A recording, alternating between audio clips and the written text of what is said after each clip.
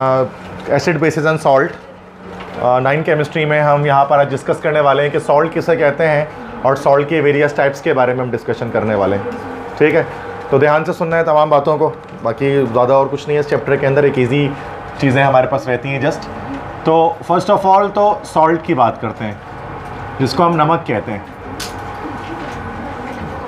Salt को अगर आपको डिफाइन करना हो कि सॉल्ट किस कंपाउंड को हम कहते हैं, सॉल्ट क्या चीज़ होती है, तो सॉल्ट की सिंपल डेफिनेशन ये बनती है कि the ionic compound which is formed, जो बनता है when an acid reacts with a base is called salt. वो आयनिक कंपाउंड जो उस वक्त बनता है जब एसिड और बेस का एक साथ रिएक्शन हो। एसिड बेस के रिएक्शन से जो आयनिक कंपाउंड बनता है उसको हम सॉल्ट या नमक कहते हैं केमिस्ट्री के अंदर। अब अगर हम इसके जनरल फॉर्मूले की बात करें तो whenever an acid reacts with a base then it always form salt and water, तो वो हमेशा सॉल्ट और वाटर बनाएगा। और इसी रिएक्शन को हम लोग कहते हैं, this reaction is known as neutralization. इसी रिएक्शन को न्यूट्रलाइजेशन कहा जाता है, ऐसा रिएक्शन जिसमें एसिड और बेस रिएक्ट करें और रिएक्शन के नतीजे में सॉल्ट और वाटर बने। तो मैंने यहाँ पर डेफिनेशन ये लिखा है कि वो आयनिक कंपाउंड जो उस वक्त बनता है जब एसिड और बेस साथ में रिएक्शन करें। एसिड और बेस के मिलाप से, दोनों के रिएक्शन से दो तरह के कंपाउंड बनते हैं, एक सॉल्ट बनता है और एक वाटर बनता है। यहाँ जो सॉल्ट होता है आप जानते हैं कि salt is an ionic compound, जबकि जो वाटर होता है, वाटर के बारे में आप जानते हैं कि water is not an ionic compound, water is actually a covalent compound, क्योंकि हाइड्रोजन और ऑक्सीजन के बीच में कोवेलेंट बॉन्डिंग होती है वाटर के अंदर। तो इस तरह से सिंपल डेफिनेशन, सही डेफिनेशन बिल्कुल बनी है कि वो आयनिक कंपाउंड जो तब बनता है जब एसिड और बेस साथ में रिएक्शन करते हैं, उस आयनिक कंपाउंड को केमिस्ट्री में सॉल्ट कहते हैं। तो सॉल्ट सिर्फ नमक घर पे NaCl ही नहीं हो सकता, बहुत तरह के सॉल्ट हो सकते हैं, क्योंकि एसिड और बेस आप डिफरेंट तरह के मिला सकते हैं। अच्छा, घर वाला नमक बनाना है तो उसके लिए एसिड आपको मिलाना पड़ेगा, कौन सा भाई? आपको एसिड डालना पड़ेगा HCl और बेस लेना पड़ेगा NaOH, हाइड्रोक्लोरिक एसिड और सोडियम हाइड्रोक्साइड। जब इसको मिलाएंगे तो ये प्लस माइनस और plus minus double displacement reaction होगी, प्लस वाला माइनस से मिलेगा, माइनस वाला प्लस से मिलेगा और ये बन जाएगा NaCl प्लस वाटर। तो ये तो नॉर्मली हर स्टूडेंट जानते हैं कि ये NaCl आपके पास घर का नमक है, कॉमन सॉल्ट है, टेबल सॉल्ट है। लेकिन और भी डिफरेंट तरह के सॉल्ट आपके पास बन सकते हैं। आप यहाँ हाइड्रोक्लोरिक एसिड ना लो, आप एसिड कोई और ले लो, आप एसिड ले लो HNO3 नाइट्रिक एसिड, और आप बेस में NaOH ना लो, आप बेस में ले लो KOH पोटेशियम हाइड्रोक्साइड। मैंने आपको एसिड और बेस की लिस्ट लिखाई थी फर्स्ट क्लास में, चैप्टर 9 की, आप सबके पास फर्स्ट पेज पे लिखी होगी कि एसिड, ये एसिड है नाइट्रिक एसिड और ये बेस है पोटेशियम हाइड्रोक्साइड। अब चूंकि एसिड बेस मिलाप कर रहे हो तो दोबारा से सॉल्ट और वाटर बनेगा, लेकिन अब NaCl नहीं बनेगा, कोई दूसरा सॉल्ट बन जाएगा। H प्लस है, NO3 माइनस है, K प्लस है और OH माइनस है। तो प्लस वाला माइनस से मिलेगा, माइनस वाला प्लस से मिलेगा, इसी को डबल डिस्प्लेसमेंट रिएक्शन कहा जाता है केमिकल रिएक्शन के अंदर। तो क्या बना आपके पास? KNO3 बनेगा और साथ में H और OH मिलकर साथ में बना लेंगे H2O water. Now this is potassium nitrate, K for potassium, NO3 होता नाइट्रेट। तो potassium nitrate is also a salt but it is not used in at our home, ये हम घरों पे इस्तेमाल नहीं करते। तो सॉल्ट सिर्फ NaCl ही नहीं हो सकता है, बहुत तरह के सॉल्ट हो सकते हैं। सॉल्ट को हम डिफाइन कर सकते हैं कि हर वो आयनिक कंपाउंड जो तब बने जब एसिड और बेस रिएक्शन करें। अब वो बहुत तरह के एसिड, बहुत तरह के बेस हैं, तो बहुत तरह के सॉल्ट हमें मिल सकते हैं बनते हुए। ठीक है भाई, अब आते हैं नेक्स्ट, हम नेक्स्ट एक टॉपिक की तरफ आते हैं, टाइप्स ऑफ सॉल्ट। कि how many types of salt are there, salt कितनी तरह के हमारे पास होते हैं। तो यहाँ पर मैं आपको 4 टाइप्स ऑफ सॉल्ट के बारे में डिस्कशन करता हूँ, 4 तरह के सॉल्ट के बारे में बताता हूँ। फर्स्ट जो हमारे पास सॉल्ट है, इसको हम लोग कहते हैं, फर्स्ट सॉल्ट हमारे पास जो है इसको हम लोग कहते हैं एसिडिक सॉल्ट। एक सॉल्ट हमारे पास होता है एसिडिक सॉल्ट। सेकंड हमारे पास जो सॉल्ट है इसको हम लोग कहेंगे this is called a basic salt. और थर्ड हमारे पास इसको हम लोग बोलते हैं नॉर्मल सॉल्ट, इसको आप न्यूट्रल सॉल्ट भी कह सकते हैं। और फोर्थ एक टाइप मैं आपको यहाँ पर अभी बताऊंगा, that is called a double salt. तो 4 तरह के सॉल्ट के बारे में हम डिस्कस करेंगे कि सॉल्ट जो नमक है वो 4 तरह के हो सकते हैं, एसिडिक, बेसिक, नॉर्मल और डबल।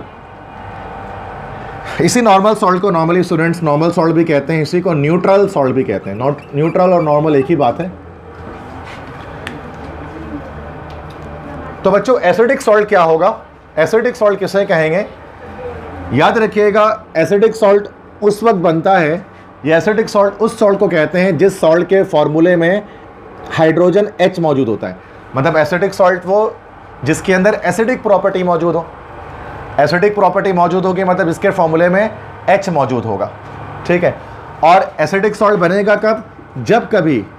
जब भी ऐसा हो कि आपके पास जो है वो ऐसा सॉल्ट आपके पास है जिसके फॉर्मूले में H मौजूद हो, उसको हम लोग कहेंगे that is called acidic salt, ठीक है। तो हम ये भी कह सकते हैं कि the salt which contains H plus ion in their formula is called acidic salt।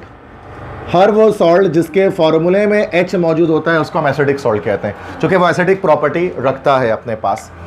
For example, मिसाल के तौर पे अगर हम एग्जाम्पल लें तो NaHCO3 सोडियम बाइकार्बोनेट या बेकिंग सोडा इसको हम कहते हैं। So this is an acidic salt. Why it is an acidic salt? Because इसके अंदर आप देख सकते हैं फॉर्मूले में H मौजूद है, that's why it is an acidic salt. Basic salt क्या होगा?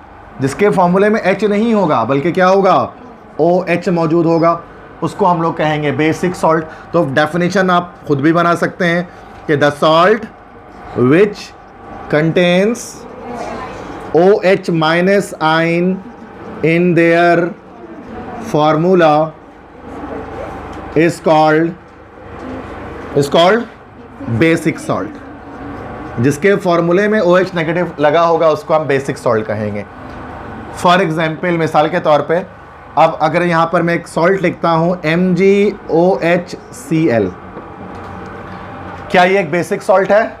बिकॉज यहाँ आप देख सकते हैं कि MgOHCl में फॉर्मूले में OH मौजूद है, क्योंकि बेसिक प्रॉपर्टी इसके पास है, that's why it is a basic salt.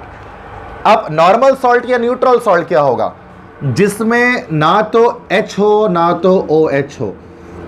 जिसमें H भी नहीं हो OH भी नहीं हो वो एक नॉर्मल सॉल्ट है, ठीक है। अब इसकी डेफिनेशन कैसे बनेगी? द सॉल्ट, चलो ठीक है, now I am going to write the definition of normal salt here, ठीक है, ताकि आप सबको दिखे कि द सॉल्ट विच, अच्छा, ना तो H प्लस हो और ना ही OH माइनस हो, तो उसके लिए हम यहाँ पर जो है वो नाइदर और नॉर का वर्ड इस्तेमाल कर लेंगे। The salt which neither contains H plus nor OH minus is called neutral salt या नॉर्मल सॉल्ट। कि वो सॉल्ट जिसके अंदर ना तो H प्लस हो, मतलब नाइदर मतलब ना तो, और नॉर मतलब ना ही, ना तो H प्लस हो और ना ही उसके पास OH माइनस हो, ऐसे सॉल्ट हमारे पास कहलाते हैं नॉर्मल सॉल्ट। आप नॉर्मल सॉल्ट की एग्जांपल लो तो बहुत सारी नॉर्मल सॉल्ट, एक एग्जांपल लिख देता हूँ, NaCl। NaCl एक नॉर्मल सॉल्ट है, घरों पे जो इस्तेमाल करते हैं, क्यों? क्योंकि ना तो इसके पास H है ना इसके पास OH है। बात समझ में आ गई? तीनों डेफिनेशन बहुत सिंपल। फोर्थ, अब इसके बाद हम आते हैं, that is called a double salt. Next मैं आपको बताऊं डबल सॉल्ट क्या होता है। बच्चे याद रखें, डबल सॉल्ट कैसे बनता है? जब भी दो नॉर्मल सॉल्ट को मिलाया जाता है, a normal salt plus a normal salt, दो नॉर्मल सॉल्ट को जब भी मिलाया जाता है तब वो हमेशा एक डबल सॉल्ट बनाता है। तो double salt is actually a combination of two normal salts, ठीक है।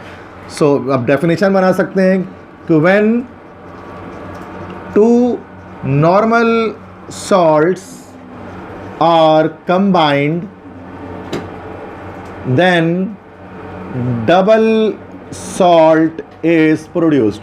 जब दो नॉर्मल सॉल्ट को मिलाएंगे, दो सिंगल मतलब जब दो सिंगल सॉल्ट्स को मिलाया जाएगा, क्योंकि ये जैसे सिंगल सॉल्ट्स होते हैं, जैसे NaCl एक सिंगल सॉल्ट है, तो दो अलग अलग नॉर्मल सॉल्ट को जब आप मिक्स करेंगे तो उसके मिक्सचर से जो एक आपको सॉल्ट मिलेगा, तो दो सिंगल मिलेंगे तो फिर आपको एक डबल सॉल्ट आपको एक मिल जाएगा, ठीक है। आप एग्जाम्पल डबल सॉल्ट की कौन कौन से डबल सॉल्ट हमारे पास हो सकते हैं, कुछ फेमस डबल सॉल्ट यहाँ पर हम लिख लेते हैं। जैसे एक हमारे पास है K2SO4.Al2SO4 ये हमारे पास एक डबल सॉल्ट, इसके बारे में शायद आपने इससे पहले पढ़ा है। इसी को हम लोग कहते हैं this is the formula of potash alum. तो ये पोटैश एलम का फॉर्मूला फिटकिरी जिसको हम कहते हैं। तो फिटकिरी या पोटैश एलम दैट इज़ जिसको पानी को साफ़ करने के लिए वाटर प्यूरिफिकेशन में इस्तेमाल किया जाता है, एंटीसेप्टिक के तौर पे इस्तेमाल करते हैं उसको। तो पोटैश एलम होता है K2SO4.Al2SO4 यहाँ पर देखो K2SO4 ये एक सॉल्ट है, Al2SO4 एल्यूमिनियम सल्फेट ये दूसरा सॉल्ट है। ये दोनों मिले हुए हैं, डॉट का मतलब दोनों मिक्स हुए हैं इसके साथ, दोनों ऐड हुए हैं। तो कि दो सॉल्ट के मिलाप से बन जाए तो ये एक डबल सॉल्ट है। और यहाँ पर जो 24H2O लगा हुआ है जिसको हम लोग कहते हैं this is called water of crystallization. चूँकि क्रिस्टल बना रहा होता है ये पोटैश एलम का, तो डॉट के साथ जो वाटर मॉलिक्यूल्स लगे होते हैं वाटर ऑफ क्रिस्टलाइजेशन कहलाते हैं। तो और भी बहुत सारे हमारे पास डबल सॉल्ट हो सकते हैं इसके अलावा, जैसे एक हमारे पास है KCl.MgCl2.6H2O ये भी एक होता है। देखें KCl है पोटेशियम क्लोराइड, ये एक सॉल्ट हमारे पास है। दूसरा सॉल्ट MgCl2 मैग्नीशियम क्लोराइड, और ये 6H2O यहाँ पर हो गया इसका वाटर ऑफ क्रिस्टलाइजेशन। अब ये भी एक डबल सॉल्ट बना क्योंकि दो सिंगल सॉल्ट से मिलकर बन रहा है। इसका नाम अलग है, इसको पोटैश एलम नहीं कहते हैं, इसको हम लोग कहते हैं दिस इज कॉल्ड कार्नेलाइट। इसका नाम होता है कार्नेलाइट। तो carnallite is also an example of double salt. बात हमारे डबल सॉल्ट किसे कहते हैं? तो ये चारों टाइप समझ में आ गए सॉल्ट के, ठीक है, इसको लिख लें। पीएच और पीओएच का कॉन्सेप्ट मैं आज आपको बता रहा हूँ।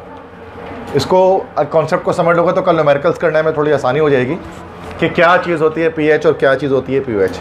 इस्तेमाल किस लिए करते हैं? पीएच का मतलब होता है P4 होता है power, power of H summarise H positive, power of H positive ions is called pH. और POH का मतलब होता है power of OH negative ions. H positive ions की ताकत को हम पीएच कहते हैं, OH नेगेटिव आइंस की ताकत को हम POH कहते हैं। इस्तेमाल क्यों करते हैं पीएच और पीओएच? दोनों को इस्तेमाल इसलिए किया जाता है कि पीएच को भी हम इसलिए इस्तेमाल करते हैं कि it is used to calculate the strength of acid और base. It is used to calculate the strength of acid and base. और इसको भी सेम इसीलिए इस्तेमाल किया जाता है, it is used to calculate the strength, strength मतलब होती है ताकत, कुव्वत, मैं लिख देता हूँ ताकत। It is used to calculate the strength of acid और base। अच्छा, ये दोनों अलग अलग स्केल्स हैं, pH अलग स्केल है, POH अलग स्केल है, बट कॉमनली हम pH को कॉमनली इस्तेमाल किया जाता है, यूज़ किया जाता है, और POH को कॉमनली हम इस्तेमाल करते नहीं हैं। चूँकि ये pH भी एसिड और बेस की स्ट्रेंथ को बता सकता है, POH भी एसिड और बेस की स्ट्रेंथ को बता सकता है, बट नॉर्मली दुनिया भर में हम pH की वैल्यूज़ को इस्तेमाल करते हैं, जो ये बताता है कि एसिड जो है उसकी स्ट्रेंथ क्या है, वो एसिड स्ट्रॉन्ग है कि वीक एसिड है, अगर बेस है तो स्ट्रॉन्ग बेस है कि वीक बेस है। और ये कैसे बताता है? किसी नंबर की सूरत में बताता है। pH असल में हमारे पास कुछ नंबर्स के फॉर्म में होता है, किसी भी सोल्यूशन का pH कुछ नंबर्स की सूरत में होती है, और वो नंबर जो है वो आपके पास 0 से लेकर 14 तक हमारे पास कोई भी नंबर उसमें वहाँ पर हमारे पास हो सकता है। मतलब वो 0 से स्टार्ट होकर 0 भी होता है, 1 2 3 4 5 6 7 8 9 10 11 12 13 14 इस तरह से कंप्लीट होता है। इनके बीच में सॉल्यूशन का कोई भी pH आ रहा होता है इन नंबर्स के, इसी को हम लोग कहते हैं pH स्केल। ये pH स्केल कहलाता है। इस स्केल के अंदर कुछ वैल्यूज़ आपको याद होने चाहिए कि इसके बिल्कुल स्केल के बीच में जो नंबर होता है वो 7 होता है, 7 इसके इन बिटवीन होती है। और किसी भी सॉल्यूशन का pH अगर 7 आ रहा है तो इसका मतलब कि वो सॉल्यूशन कैसा है? न्यूट्रल है। न्यूट्रल मतलब ना तो it is neither acidic nor basic, ना तो वो एसिडिक है ना तो वो बेसिक है। जैसे फॉर एग्जांपल वाटर, पानी का जो pH है वो 7 आता है, क्योंकि पानी ना तो एसिडिक होता है ना बेसिक होता है। और अगर हम pH को कम कर दें, अगर किसी सॉल्यूशन का pH 0 से 6 के बीच में आ रहा है, इसका मतलब वो सब्सटेंस एसिडिक है, न्यूट्रल नहीं है। और अगर किसी का pH 8 से लेकर 14 के बीच में आ रहा है तो फिर वो कैसा है भाई? बेसिक है या वो बेस है। तो पीएच की वैल्यू से हमें पता लग सकता है कि जो सॉल्यूशन है बीकर के अंदर या कंटेनर के अंदर वो एसिडिक है कि बेसिक है। अब हम पीएच की वैल्यू कैलकुलेट कर लेते हैं। उसके लिए हमारे पास पीएच पेपर भी हमारे पास होता है जो कलर चेंज करके आपको पीएच बता रहा होता है। पीएच मीटर भी होता है, डिजिटल थर्मोमीटर जिस तरह से होता है वैसे ही हमारे पास पीएच मीटर होता है कि जब डिप करते हैं उसको वो एक नंबर शो कर देता है हमें। डिप किया थर्मोमीटर टाइप का होता है तो वो उसके स्क्रीन में एक नंबर आ जाता है, भाई फला सोल्यूशन का पीएच 4.3 है। अब जब 4.3 आया तो उसका मतलब इस रेंज में आ रहा है तो मतलब वो एसिडिक है। अगर पानी में डिप करेंगे तो 7 आ जाएगा, मतलब न्यूट्रल है। अगर NaOH किसी बेस में अगर आप डिप कर दोगे जैसे 12 आ जाएगा, 13 आ जाएगा, मतलब वो बेसिक है। तो ये हमारे पास पीएच स्केल होता है, ठीक है, जो क्या बताते हैं, स्ट्रेंथ ऑफ सॉल्यूशन बताते हैं कि सॉल्यूशन एसिडिक है कि बेसिक है, ठीक है। अच्छा, सेम यही काम ये पीएच पीओएच भी सेम यही काम कर सकता है, बट पीएच और पीओएच एक दूसरे के अपोजिट होते हैं। पीओएच में भी स्केल होती है 0, 1, 2, 3, 4, 5, 6, 7, 8, 9, 10, 11, 12, 13, 14। इसमें भी 14 तक स्केल जाएगा, 0 से लेकर 14 तक स्केल इसके अंदर भी होता है। लेकिन यहाँ पर अच्छा, और 7 पे यहाँ पर भी क्या होता है, 7 पे न्यूट्रल होते हैं जैसे वाटर। लेकिन यहाँ पर इसमें क्या होता है कि 0 से 6 तक बजाय एसिडिक के यहाँ पर कैसा होता है, ये बेसिक होता है। और 8 से लेकर 14 तक कैसा होता है, एसिडिक होता है। मतलब इसका रिवर्स स्केल है। जो वैल्यू आपको पीएच से पता लग रही थी उसकी अपोजिट वैल्यू आपको पीओएच से पता लग रही होती है, डिफरेंट, ठीक है। अच्छा, अब इस पीएच और पीओएच को कैलकुलेट किस तरह से करते हैं तो मैं थोड़ी देर में इसको बताता हूँ। इससे पहले कि मैं इस स्केल को थोड़ा सा और आपको एक्सप्लेन कर देता हूँ। अगर मैं इस स्केल को बजाय इस तरह से हॉरिजॉन्टल लिखने के अगर मैं वर्टिकल लिख दूँ जैसे पीएच को, तो 0, 1, 2, 3 इस तरह से लिख दूँ अगर मैं, ठीक है, तो आपको एक और कॉन्सेप्ट देने की मैं कोशिश करूँगा इसके अंदर, ठीक है। 14 तक होता है। पीओएच की बात कर लो तो इसको भी मैं इस तरह से, अच्छा, जिसका पीएच 0 है उसका पीएच रिवर्स उल्टा हो जाएगा ना, 14, 13 रिवर्स जा रहा हूँ मैं, ठीक है। 7 मिक्स एक पे आएगा, 7 के बाद 6, 5, 4, 3, 2, 1, 0, ठीक है। ये 7 पर आपको पता है कि ये न्यूट्रल हो रहा है, और शुरू के ये सारे नंबर जो हैं वो कैसे हैं भाई, एसिडिक हैं, और ये सारे बेसिक हैं। मतलब जिसका पीएच 0 होगा उसका पीओएच 14 होगा, जिसका पीएच 1 होगा उसका पीओएच कितना होगा भाई, 13 होगा। समझ में आ रही है बात की, कनेक्शन है ये। तो पीएच 7 में बस सेम आ जाएगा, ठीक है। बाकी अगर किसी का पीएच 14 है उसका पीओएच 0 होगा। तो दोनों दूसरे के अपोजिट स्केल्स होते हैं। अब मैं आपको एक काम बता रहा हूँ, अगर दोनों को ऐड किया जाए, अगर मतलब अगर हम क्या करें 0 और 14 को ऐड करें, कितना आंसर आएगा, 14, 13 + 1, 12 + 2, 11 + 3, 4 + 10। तो आप देख सक रहे हैं कि जितना भी अगर हम सबको स्टार्ट से एंड तक ऐड करते जाएं तो वो कितना आ रहा है, 14 आ रहा है। तो इसका मतलब हमें एक बात यहाँ पर पता लगी, और वो बात क्या लगी कि पीएच और पीओएच जब इन दोनों को ऐड किया जाता है तो हमेशा क्या आंसर आता है, 14 आता है। इसको भी हम न्यूमेरिकल में इस फॉर्मूले को यूज़ करते हैं कि पीएच और पीओएच दोनों को ऐड करने से 14 आएगा, ठीक है, हमेशा एक सोल्यूशन के लिए। क्योंकि पीएच और पीओएच को जब भी ऐड कर रहे हैं मैं यहाँ पर एक्सप्लेन कर रहा हूँ 14 क्यों आ रहा है, इसलिए मैंने वर्टिकल में लिख दिया था स्केल, वही चीज़ है। अब नेक्स्ट और बात अब मैं आपको बताऊं कि ये हम सॉल्यूशन का पीएच निकालेंगे कैसे। न्यूमेरिकल के लिए हमें तो फार्मूला चाहिए होगा ना, कोई फार्मूला, तब तक मैंने बोर्ड पे कुछ नहीं लिखा, तो अब मैं यहाँ पर इसका फार्मूला लिखता हूँ, ठीक है। तो कि पीएच कैसे निकालेंगे उसका फार्मूला यहाँ पर लिख देता हूँ, और साथ में पीओएच कैसे निकालेंगे इसका फार्मूला मैं यहाँ पर आपको लिख देता हूँ। वो भी एक फार्मूला है, बट उसको, this is also a formula, but इसको कल मैं बताऊँगा कि इसको कहाँ पर इस्तेमाल किया जाता है। देखो, पीएच का फार्मूला हमारे पास हो जाएगा pH = -log H + ion concentration, और पीओएच हो जाएगा माइनस, पीओएच का फॉर्मूला हमारे पास हो जाएगा इसी का रिवर्स के पीओएच = -log और लार्ज ब्रैकेट में H+ के बजाय OH negative ion concentration. This is the formula of pH and this is the formula of pOH. अच्छा, माइनस तो माइनस हो गया, लॉग असल में ये तो, अच्छा, इससे पहले तक जब क्लास 9 को ये पढ़ाना होता था तो बड़ी परेशानी होती थी, क्योंकि लॉग का वर्ड जो है ना, ये वो क्लास तो वो मैट्रिक क्लास में पढ़ते थे, क्योंकि 9 में हमेशा से जब से मैं पढ़ा रहा हूँ 9 में केमिस्ट्री और बायो ही रही है।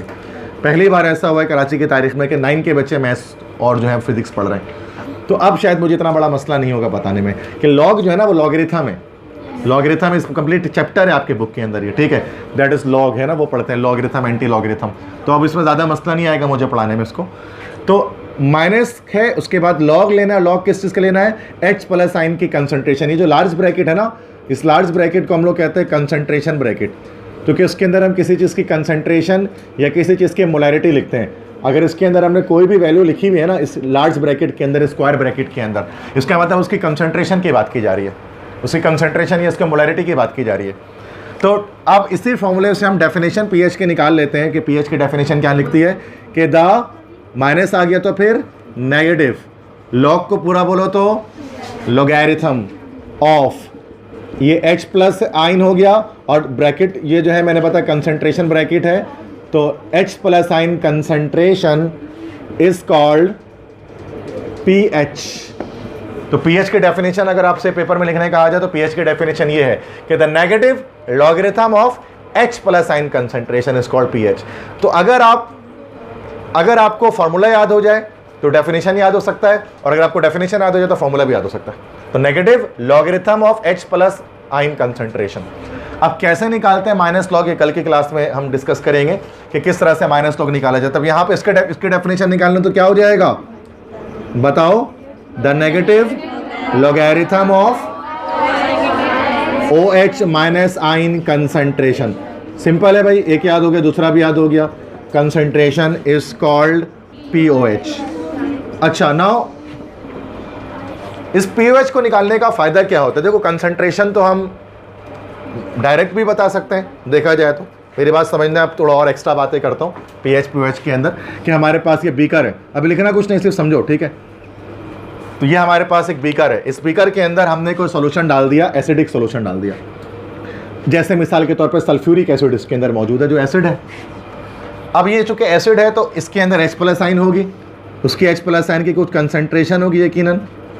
अब उसकी कंसंट्रेशन से 1 मल्टीप्लाई बाई 10 की पावर माइनस, जैसे 1 मल्टीप्लाई बाई 10 की पावर माइनस 2 मोलर से, this is the concentration of H plus ion, 1 into 10 to the power minus 2। अब इससे भी पता लग रहा है कि यहाँ पर ये जो एसिड है, ये स्ट्रॉन्ग एसिड है, चूँकि कंसंट्रेशन काफ़ी ज़्यादा आई हुई है, 10 की पावर माइनस 2 आई हुई है। लेकिन अब ये बताने में थोड़ा सा ऑकवर्ड फील होगा, मतलब ना कि 1 into 10 to the power minus 2, सुनने में इतना अच्छा नहीं लगेगा। मिसाल के तौर पे कोई साइंटिस्ट है या कोई केमिस्ट है, वो उसके पास एक सॉल्यूशन रखा हुआ है, उसको लग रहा है पानी है, और वो अपना हाथ उसमें जो है मतलब कि डालने जा रहा है, तो अगर हम उसको ये कंप्लीट बोलते हैं कि भाई ये इसके अंदर एक ऐसा सॉल्यूशन है जिसकी H plus ion concentration 1 into 10 to the power minus 2 molar है, तो ये बहुत देर हो जाएगी उसको बोलने में, उसको हाथ डाल चुका होता है तेरे वो। तो ये एक बहुत बात तो इससे भी समझ में आ रही है एक्सपोनेंशियल फॉर्म से। लेकिन अच्छा, ये एक्सपोनेंशियल फॉर्म खुद शॉर्ट फॉर्म है किसी चीज़ की, 0.001 मोलर की, इसको हम पावर में लिख देंगे तो ऐसे करके लिख देते हैं। तो एक्सपोनेंशियल नोटेशन क्या चीज़ होती है? किसी भी नॉर्मल नोटेशन को अगर शॉर्ट करके लिखा जाए तो वो साइंटिफिक एक्सपोनेंशियल नोटेशन होती है, पावर में लिख देते हैं। अच्छा, अगर आपको साइंटिफिक नोटेशन से भी ज़्यादा शॉर्ट करना हो वैल्यू को, और ज़्यादा शॉर्ट करना वैल्यू को, तो उसके लिए हमारे पास मैथमेटिक्स में होता है लॉगरिथम। लॉगरिथम और ज़्यादा सिंप्लीफाई कर देता है वैल्यू को, तभी आप मैथमेटिक्स के अंदर लॉगरिथम पढ़ते हैं। तो ये क्या करता है, ये अगर आप इस पूरे नंबर का लॉग ले लोगे तो ये निकाल देगा, ये आ जाएगा -2, ये डायरेक्ट -2 आ जाएगा। फिर उसका जब नेगेटिव भी तुम ले लोगे तो ये माइनस प्लस का सिर्फ +2 आ जाएगा। इसका मतलब इसका pH, अभी मैं डायरेक्ट वर्बली निकाल लूँ, कल मैं कैलकुलेटर से सिखाऊंगा आपको, इसका pH जो है वो निकल जाएगा 2। सिंपल, मतलब आसान हो गया ना। अब जब 2 निकला तो फौरन से समझ में आ गया कि भाई ये एसिडिक है, स्ट्रॉन्ग एसिडिक है, ठीक है। तो ये pH से क्या करता है, हम चीज़ों को सिंप्लीफाइड वे पर हमें लिए समझाना आसान हो जाता है। जैसे 0 से 14 के बीच का एक नंबर देकर हम बता सकते हैं कि ये एसिडिक है, बेस है, और एक एसिड है तो स्ट्रॉन्ग एसिडिक है, वीक एसिड है, बेस है तो वीक बेस है कि स्ट्रॉन्ग बेस है। मोलैरिटी से भी बता सकते हैं, लेकिन ये थोड़ा सा मुश्किल होता है, कॉम्प्लेक्स होता है। इसकी वजह से साइंटिस्ट लोगों ने pH को इस्तेमाल किया, pH को ईजाद किया। और डेली लाइफ के अंदर कोई कंसंट्रेशन मोलैरिटी में नहीं बताता कोई भी, हमेशा लोग pH में बात कर रहे होते डेली लाइफ में। अब सबसे बड़ा इस्तेमाल इसका, जैसे डेली लाइफ के अंदर अगर pH के इस्तेमाल की बात करो तो मेडिकल साइंस के अंदर बड़ा इस्तेमाल है इस pH का। अगर आपने कभी किसी की CBC टेस्ट रिपोर्ट अगर आपने देखी है, मतलब ब्लड रिपोर्ट जिसको हम कहते हैं, ब्लड टेस्ट रिपोर्ट जिसको हम कहते हैं, तो ब्लड टेस्ट के अंदर लाजमी एक जगह पर pH लिखा होता है, ब्लड कैसे करके। कभी ब्लड टेस्ट घर पे किसी का रखा हो तो पढ़ना बहुत कुछ लिखा होता है, उसमें एक जगह पर pH भी लिखा होता है, pH equal to this number, ठीक है। तो ब्लड जो है ना, ब्लड का एक स्पेसिफिक हमारे पास एक pH होता है। ब्लड है, उसका भी जाहिर सी बात है वो भी एक एसिडिक, उसका एक pH होगा। जैसे आप बुक दिखाओ अपनी, बुक के अंदर जो है वो आप देख सकते हैं कि बुक के अंदर डिफरेंट चीज़ों के pH यहाँ पर हमारे पास बताई गई है। पेज नंबर 157 के अंदर, मतलब सिंटेक्स बुक बोर्ड की जो बुक होती है, इसके अंदर ब्लड का pH आ रहा है 7.35 से जो है वो 7.45 के बीच में आ रहा है, ठीक है। तो ब्लड का जो pH होता है ना 7.35 से लेकर 7.45 के बीच में होता है। मतलब ब्लड जो हमारा होता है वो स्लाइटली बेसिक होता है, तो 4 से थोड़ा सा 7 से थोड़ा सा ऊपर है ना, 7 से थोड़ा सा ऊपर है, तो ब्लड हमारा स्लाइटली बेसिक होता है। तो सही है, ब्लड का पीएच है। अगर इसके रेंज में आ रहा है ना, अच्छा आपके ब्लड, अगर आपने टेस्ट रिपोर्ट देखा होगा तो आप खुद भी टेस्ट रिपोर्ट को पढ़ सकते हो कि उसमें पहले एक नंबर लिखा होता है, फिर ब्रैकेट में एक नंबर लिखा होता है, और जो ब्रैकेट में लिखा होता है वो एवरेज वैल्यू होती है कि इस वैल्यू के बीच में अगर है तो आपकी ये ठीक है। डॉक्टर भी क्या करते हैं, बस उसी को देखते हैं, वो 1 मिनट में देख के रिपोर्ट बोलते हैं आप सही है, तो वो देखते हैं क्या है, वो पूरा वो चीज़ नहीं, वो उनको ये पता होता है कि ब्रैकेट के अंदर जो वैल्यू लिखी हुई है वो नॉर्मल वैल्यूज़ हैं। तो इस बंदे के जो रिपोर्ट आई उसके अंदर नॉर्मल वैल्यूज़ के बराबर सब चीज़ है कि नहीं है, तो वो देखते नहीं भाई फला एक चीज़ या 2 चीज़ है जो कि नहीं है, तो वो उस पर निशान लगा देता है। तो ये आप घर पे खुद देख सकते हैं, बहुत सारे लोग घर पे देख लेते हैं ब्लड टेस्ट रिपोर्ट, तो कि उसमें पहले ही से आपको आसानी के लिए जो वैल्यूज़ लिखी हुई होती हैं कि नॉर्मल एक इंसान की वैल्यू क्या क्या होगी इन चीज़ों के लिए, पोटेशियम कितना होगा, सोडियम कितना होगा बॉडी के अंदर, WBC कितनी होगी, RBCs कितनी होंगी, सब लिखा होगा। पीएच में आप देखना ब्रैकेट में ये लिखा होता है 7.35 से 7.45, मतलब इतने के बीच में अगर पीएच है तो ठीक है, लेकिन अगर पीएच इससे ऊपर नीचे आ गया तो खतरे की बात है, फिर वो डेंजरस कोई चीज़ हो सकती है।